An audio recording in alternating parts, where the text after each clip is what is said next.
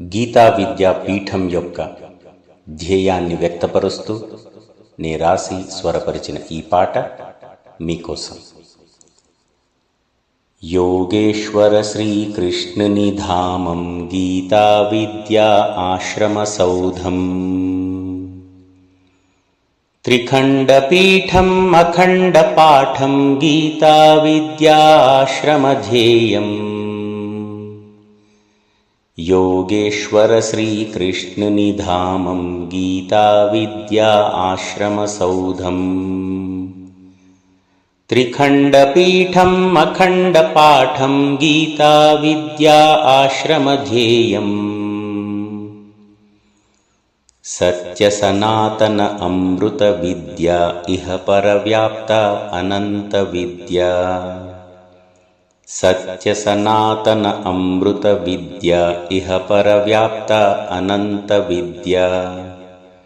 अनन्य अतुल्य आत्मिक विद्या भगवद्बोधित गीता विद्या. अनन्य अतुल्य आत्मिक विद्या भगवद्बोधित गीता विद्या. योगेश्वर श्रीकृष्णुनि धामं गीता विद्या आश्रमसौधं, त्रिखण्डपीठम् अखण्डपाठं गीता विद्या आश्रमध्येयम्. त्रैविद्या चतुशिक्षा सृजिता पञ्चमेधनवविद्यासूत्रम्. त्रैविद्या चतुशिक्षा सृजिता पञ्चमेधनवविद्यासूत्रम्. साधनसोदनवादनसहिता गीता विद्या बोधनयज्ञम्.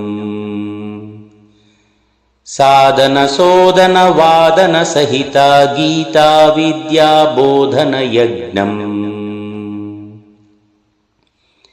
योगेश्वर श्रीकृष्णुनि धामं गीता विद्या आश्रमसौधं, त्रिखण्डपीठम् अखण्डपाठं गीता विद्या आश्रमध्येयम्.